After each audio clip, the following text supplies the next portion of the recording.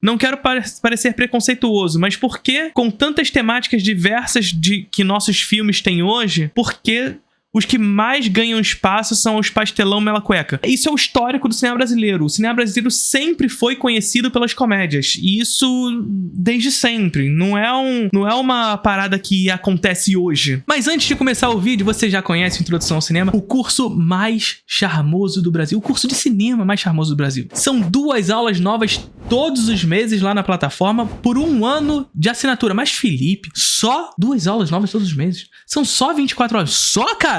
Que isso? Tu quer mais o quê? Então toma mais. Além das 2 aulas novas todos os meses, você terá todas as aulas já disponíveis na plataforma. Ou seja, aquelas aulas que eu já disponibilizei anteriormente vão estar lá.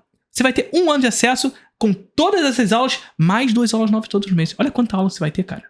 Olha quantas aulas você vai ter. Ah, Felipe, mas o que você traz nessas aulas? Quais são os assuntos? Linguagem, teoria, história, crítica, política relacionada à produção cinematográfica. Já tivemos aulas sobre neorrealismo italiano, a obra de arte na era da sua reprodutibilidade técnica, contra-interpretação, cinema como espelho, cinema como olhar, enfim, tem tudo lá. Voyeurismo, tem tudo lá. E tu tá aí e não se inscreveu ainda. Tá esperando o quê? Link na descrição do vídeo. E quando a gente diz isso, Samu, é importante que a gente tenha a compreensão de que nem todo filme é feito pra bater recorde de bilheteria. Você tá entendendo o que eu tô falando? Isso aqui é muito importante pra gente estabelecer um diálogo sobre a construção de público no cinema brasileiro. E pra ter a noção também do que é a construção de público em nível global. Porque veja só, por exemplo, o filme que a gente vai falar na nossa live de hoje, O Assassinos da Lua das Flores, que não é um filme brasileiro, mas pra vocês terem uma noção de como se enxerga o mercado cinematográfico atualmente, é enxergado como uma decepção, como um flop de bilheteria. Então, hoje, a despeito do que foi ontem que eu digo no passado, claro, um filme que não bate bilhão de bilheteria é um fracasso. Vocês estão entendendo?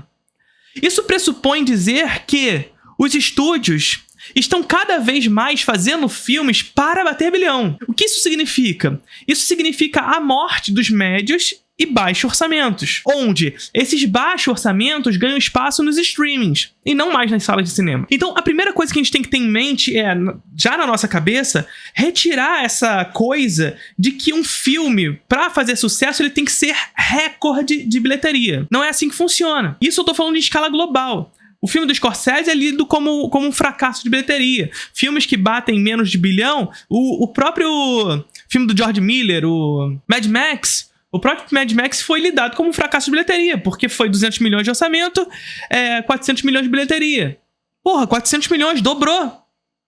Tá ligado? Então, não é um fracasso. Além disso, os estúdios, eles ainda ganham para além daquilo. Para além das salas de cinema, eles ganham com o seu produto. Ponto. Então veja, essa é uma primeira coisa que a gente precisa ter em mente. O sucesso comercial de determinado filme não está ligado ao recorde de bilheteria que ele vai bater. Apesar de o mercado de cinema atual tentar nos vender essa ideia de que só é um sucesso comercial se esse filme bate mais de bilhão. Ano passado, por exemplo, nós tivemos o caso Barbenheimer, né? Onde nós tivemos o grande sucesso comercial de Barbie e Oppenheimer. Oppenheimer bateu ali quase bilhão, né? E o insucesso, o fracasso de Missão Impossível. Fracasso? Que fracasso foi esse? Mas é que hoje, na maneira como o cinema está lidando com o seu produto, não bater bilhão significa fracasso. Então veja, nós temos que ter a compreensão de que o cinema, ele se percebe com mais de um tipo de orçamento. E aqui, quando a gente vai falar de cinema brasileiro, cabe no mesmo discurso. Se a gente está falando de um filme da Globo Filmes, ou dessas comédias que são historicamente reconhecidas como os principais fatores de construção de público no cinema brasileiro, isso é histórico, tá nas chanchadas, tá na pornô chanchada e tudo mais. As chanchadas e as comédias sempre tiveram esse lugar no cinema brasileiro, de construção de público. Sempre foram delas os recordes de bilheteria na história do nosso cinema. É claro que existem exceções nesse lugar, tá? Pegar um Tropa de Elite e tudo mais, que bateram esses recordes e tudo mais também, mas sempre foram exceções aqueles que não eram de comédia. Isso significa dizer que esses filmes angariaram na história do nosso cinema esse lugar de grandes bilheterias. Isso não significa dizer que outros filmes que não estão nas listas de maiores bilheterias do cinema nacional não foram sucesso, inclusive cinema comercial, inclusive sucesso comercial. Então veja só, por exemplo, supondo, vou falar números aqui de maneira supositiva, tá? Vamos supor aqui números. Vamos supor que a Globo Filmes gaste 5 milhões para fazer um filme e ganhe 10 milhões. Sucesso comercial. Sucesso comercial brasileiro, recorde de bilheteria e tudo mais.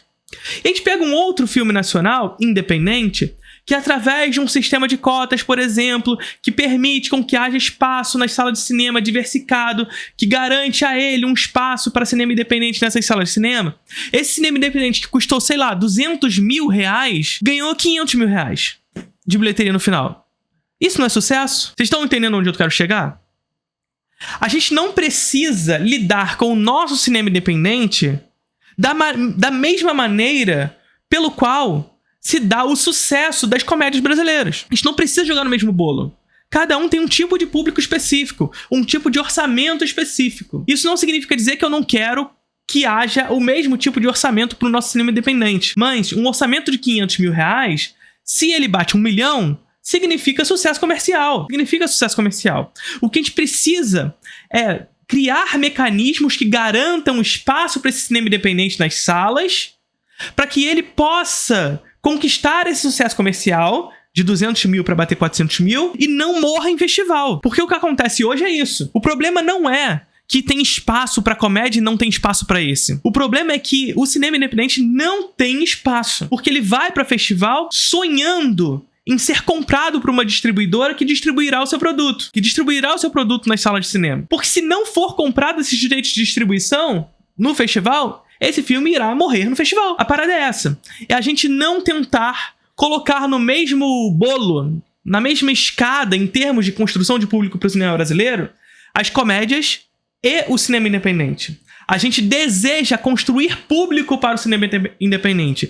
Mas isso não significa dizer que construir público para o cinema independente é fazer com que o seu sucesso comercial seja equiparado ou que a gente... Eu desejo que o cinema independente se equipare, tá? É importante que se diga isso. Se um filme independente bater esses números que as comédias brasileiras batem, porra, que lindo! É isso que eu desejo. Mas a gente não pode partir do pressuposto de igualar esses dois produtos, porque eles não são a mesma coisa. Eles têm orçamentos diferentes, trabalhos de marketing diferentes em cima deles, uma produção distinta sobre ambas as coisas. Então é isso. Cinema brasileiro é muito diverso. O que ganha espaço nas salas de cinema hoje, sim, são as comédias.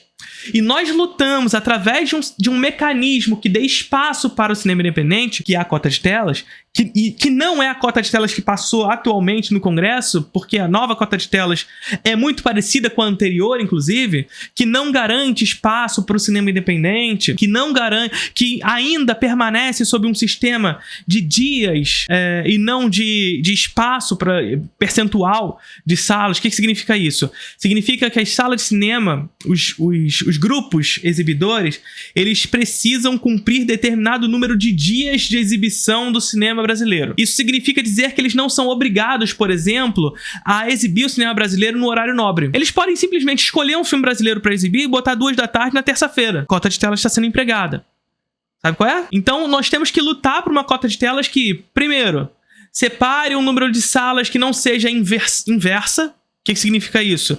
Que nós não sejamos minoritários, nós precisamos ser igualitários, ou se não, majoritários nas salas de cinema, como é na Índia, como é na China, como é na Europa. Nós precisamos lutar por uma cota de tela que seja majoritária e que nesse espaço majoritário haja espaço para a construção do cinema brasileiro de forma diversificada, para que o monopólio em escala nacional não seja concentrado na mão da Globo Filme e, portanto, para que a comédia brasileira não tome espaço de todas as salas de cinema. E olha o que eu tô dizendo aqui. Quando eu digo isso, eu não estou dizendo que eu quero que a comédia brasileira saia das salas de cinema. Eu quero que ela permaneça porque ela é uma importante ferramenta, um importante mecanismo de construção de público para o cinema brasileiro. Tem público para isso e o brasileiro gosta de assistir filme brasileiro, sobretudo filme de comédia.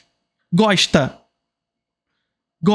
Não cai nessa ladainha de liberal de achar que filme brasileiro é uma porcaria, ninguém quer ver. Quer. É só ver os sucessos comerciais que aconteceram pré-governo Temer. O brasileiro quer assistir filme produto brasileiro. É só vocês verem a regulamentação para TV paga, a lei do SEAC. que separou 3% de produção brasileira na TV paga, e hoje são 40% do produto brasileiro. Por que aconteceu isso na TV paga? Por que aconteceu isso na TV paga? Porque foram 3% separado e a TV paga compreendeu que esse tipo de produto fazia sucesso. E passaram a produzir. Então veja, a simples separação de 3% da exibição da TV paga para produto audiovisual brasileiro fez com que a TV paga compreendesse que o produto brasileiro dava retorno. E hoje 40% aproximadamente da TV paga é de produto nacional. Vocês estão entendendo o que está rolando? Então é criar mecanismos para construir espaço e que o monopólio em escala nacional, e portanto a Globo Filmes, não pegue todo o espaço de um mecanismo como a cota de tela, dando espaço, portanto, para o cinema independente. E aí, tendo espaço para esse cinema independente, dar oportunidade para que esse cinema independente possa ter sucesso comercial. E sucesso comercial não significa bater os recordes da bilheteria do ano. Significa, custou 200 mil? Porra, bateu 600 mil reais? Sucesso. Sucesso. Não caia na ladainha atual do mercado audiovisual mundial de que para ser sucesso comercial, esse filme tem que ser recorde. Não é assim que funciona. Tô com medo do novo da Carolina Markovic cair, ficar restrito aos festivais. Não, o filme da Carolina Markovic até chegou nos cinemas de shopping. E é isso, gente. É chegar nos cinemas para poder ter a propensão de conquistar sucesso comercial. Quem nunca parou para assistir Até que a Sorte nos separe 1, 2, 3, 4... Curioso pra saber como aquele miserável conseguiu perder dinheiro 4 vezes. Pois é. Assim como a animação brasileira é muito boa também, né? Tipo o Irmão de Jorel. Sim, a animação brasileira está em crescente, sobretudo. Só que ela ainda está muito restrita à televisão. A série, parênteses, eu não estou dizendo aqui que não existe filme de animação brasileira, tá? É uma propensão de crescimento. Só que é aquilo que eu disse pra vocês. Hoje, a nossa lei de cota de telas para a TV paga, ela é muito mais avançada do que a lei de cota de telas para cinema, para sala de cinema. O que faz com que a animação brasileira para televisão tenha mais espaço. Aí filmes como animações como Irmão de Jorel e tudo mais. Vocês entendem como é que funciona essa questão política? Vocês percebem como não ter um espaço para cota de telas de maneira mais efusiva faz com que o cinema brasileiro não consiga se desenvolver de maneira mais interessante, tal como conseguiu na televisão, na animação? Nossa animação está crescendo, mas ela está crescendo em direção à televisão. Já está na hora de começar o novo cinema marginal. Não tá não, gente. Cinema marginal é aquilo, é daquela época. A gente não tem que replicar os sucessos que aconteceram de outro tempo. Porque tudo é datado. Todo movimento, todo produto nacional ou internacional é fruto de um tempo específico. Não cabe replicá-lo em outro momento histórico. Cabe a gente olhar para o nosso passado para construir o cinema do futuro. Ou do presente. Compreender o nosso passado e, portanto, a nossa pornochanchada, o nosso cinema marginal, o nosso cinema novo, as nossas chanchadas, para construir um cinema do presente, inclusive para construir o imaginário para o público brasileiro assistir o cinema brasileiro. Novamente, não tivemos indicação ao Oscar com o filme do Kleber. Gente, assim, não precisa ficar comemorando, sabe? Oscar, não. Relaxa. É claro que, assim, o Oscar, ele acaba sendo, infelizmente, nesse caso, um importante mecanismo para a construção de público no Brasil. Porque, infelizmente, as pessoas têm a ideia de que o Oscar é uma premiação do cinema mundial. E, portanto, ter um filme brasileiro lá significa que nós temos um dos melhores filmes do mundo. Não, não é. O Oscar é uma premiação do cinema americano. Portanto, nós não precisamos do cinema americano, nós não precisamos de uma ferramenta americana para validar o nosso cinema. Eles não entendem mais sobre o nosso cinema que nós entendemos. Então, assim, é importante que a gente ganhe um Oscar, que a gente esteja competindo e tudo mais. É importante para que a gente possa construir público para cinema brasileiro. Mas isso não significa que a gente tem que sonhar com isso para validar a qualidade do nosso cinema. Não, nosso cinema é bom independente disso, tá bom? Então tá bom. Curtiram o vídeo?